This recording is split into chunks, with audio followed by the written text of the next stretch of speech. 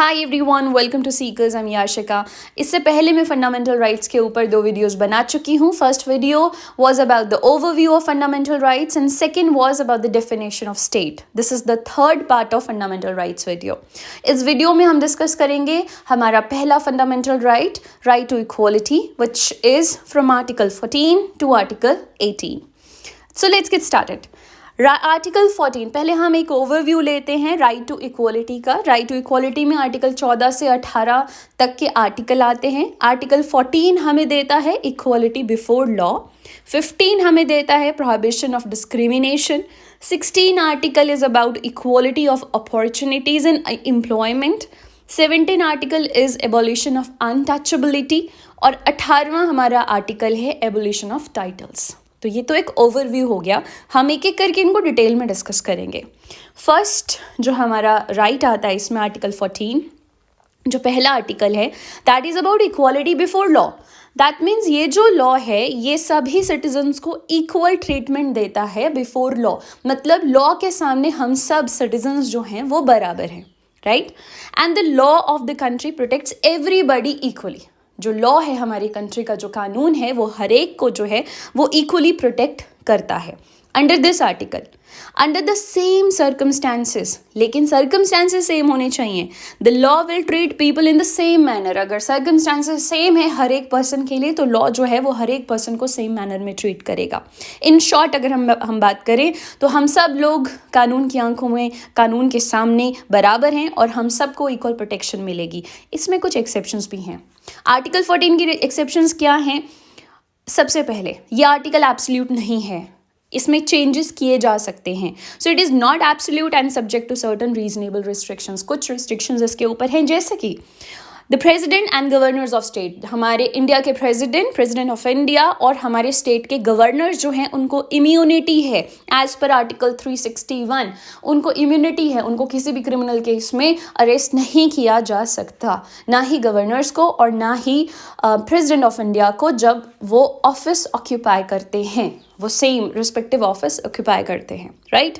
Then article 361A जो है वो जर्नलिस्ट को भी प्रोटेक्शन देता है। इसका मतलब देखिए ये हो रहा है कि अब हम ये नहीं कहेंगे कि ये एब्सोल्यूट आर्टिकल है कि हम सब लोग जो हैं वो कानून के सामने भले ही बराबर हैं, लेकिन उनके लिए कुछ स्पेशल प्रोविजंस है, प्रेसिडेंट ऑफ इंडिया के लिए, गवर्नर्स ऑफ स्टेट के लिए। और अब मैं बात कर रही हूँ जर्नलिस्ट की। जर्नलिस्ट ताकि वो एक सही तरीके से रिपोर्टिंग कर सके, न्यूज़ जो है वो क्लियरली बता सके, इसलिए उनको भी प्रोटेक्शन मिली है अंडर आर्टिकल 361, ठीक है। एंड हमारे MPs, member of parliament, Lok Sabha और राज्यसभा के मेंबर्स, MLAs, हमारे लेजिस्लेटिव असेंबली, विधानसभा जैसे हम कहते हैं, उसके मेंबर्स, इनको भी प्रोटेक्शन मिली है। MPs को अंडर आर्टिकल 105 और MLAs को अंडर आर्टिकल 194 इनको प्रोटेक्ट किया गया है from legal proceeding in court regarding anything. कुछ भी वो कहते हैं पार्लियामेंट और विधानसभा के अंदर, या वोट करते हैं किसी को पार्लियामेंट विधानसभा के अंदर, ऑन दैट बेसिस उनको अरेस्ट नहीं किया जा सकता, वहाँ पर उनको भी इम्यूनिटी है, right. So president of India, governors of state, journalist, MPs, MLAs, इनको रिस्ट्रिक्शन, इनके लिए इम्यूनिटी है। और आर्टिकल्स हमने डिस्कस किए, तो ये एक्सेप्शन है राइट टू इक्वालिटी में। और क्या एक्सेप्शन है, बहुत इंपॉर्टेंट है, that is article 31C states that Article 14 of the Indian Constitution can be overridden when Article 39 is put into effect। तो क्या है आर्टिकल 39? आता है हमारा डायरेक्टिव प्रिंसिपल्स, ठीक है, उसके लिए आगे वीडियो बनाऊंगी मैं। So directive principles of state policy का जो आर्टिकल 39 है, जब भी हमारी स्टेट को DPSP जो है वो इफेक्ट में लाने हैं, इन दैट केस अगर कोई भी देखो DPSP जो हैं वो सोशल कॉज के लिए होते हैं, और अगर हमारी गवर्नमेंट DPSP इम्प्लीमेंट करना चाहती है, उसके लिए कोई लॉ लेके आना चाहती है, लेकिन उसके आड़े में आ रहा है आर्टिकल 14 जो कहता है कि हम सब लोग लॉ के सामने बराबर हैं। अगर ऐसा कभी भी होता है तो आर्टिकल 31C कहता है कि आर्टिकल 14 उस टाइम पर जो है वो सप्रेस हो जाएगा, right. Article 14 of Indian constitution can be overridden. Fine, I hope you got it. चलिए, तो ये थी एक्सेप्शन आर्टिकल 14 को लेकर। अब आते हैं आर्टिकल 15 पे, जो कि राइट टू इक्वलिटी के अंडर ही आता है, और वो है प्रोहिबिशन ऑफ डिस्क्रिमिनेशन। तो डिस्क्रिमिनेशन जो है हम किसी भी सिटीजन के साथ नहीं हो सकती on the basis of race, religion, caste, place of birth, colour of skin, किसी इन सभी चीज़ों के ऊपर जो है, और जेंडर भी, ठीक है, इनके ऊपर जो है वो डिस्क्रिमिनेशन नहीं हो सकती in respect to access to public places.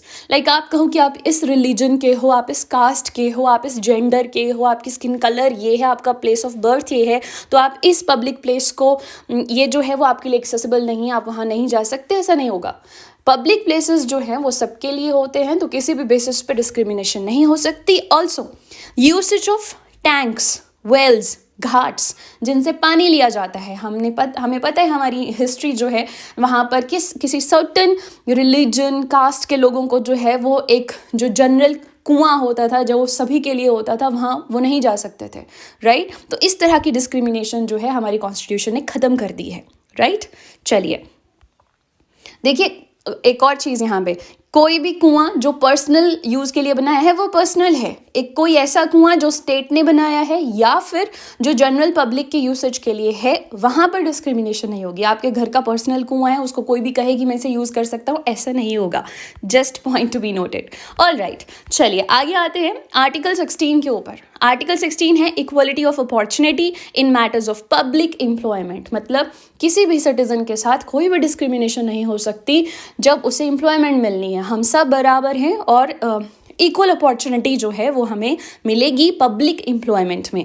लेकिन इसमें भी कुछ एक्सेप्शंस हैं, और एक्सेप्शंस हैं to this can be made for providing special provisions for backward classes. हमें पता है ST/SC क्लासेस को के लिए कुछ स्पेशल प्रोविजंस है, और इस केस में गवर्नमेंट ये समझती है कि वो पहले से ही इक्वल नहीं है, उनको इक्वल लाने के लिए इस आर्टिकल में ये एक्सेप्शंस हैं। आर्टिकल 17 कहता है एबोलिशन ऑफ अनटचेबिलिटी के बारे में, छुआछूत, इसकी एबोलिशन कंप्लीटली कर दी गई है इन एनी फॉर्म।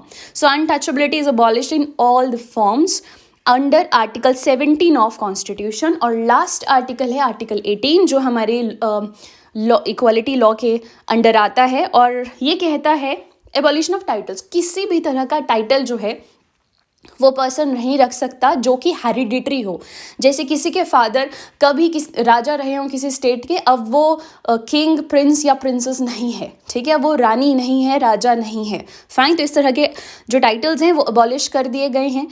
ब्रिटिश सरकार ने जो टाइटल्स दिए होते थे वो भी अबॉलिश कर दिए गए हैं, जैसे कि राय बहादुर, खान बहादुर, ऐसे जो टाइटल्स दिए गए थे वो भी अबॉलिश कर दिए गए हैं। ऐसा कोई रख नहीं सकते हैं टाइटल्स अपने पास। और कोई भी पर्सन किसी फॉरेन स्टेट से भी टाइटल नहीं ले सकते without permission of the state. हमें अपने देश के गवर्नमेंट से परमिशन लेनी पड़ती है अगर हमें किसी भी दूसरी कंट्री से कोई टाइटल मिलना हो या एक्सेप्ट करना हो।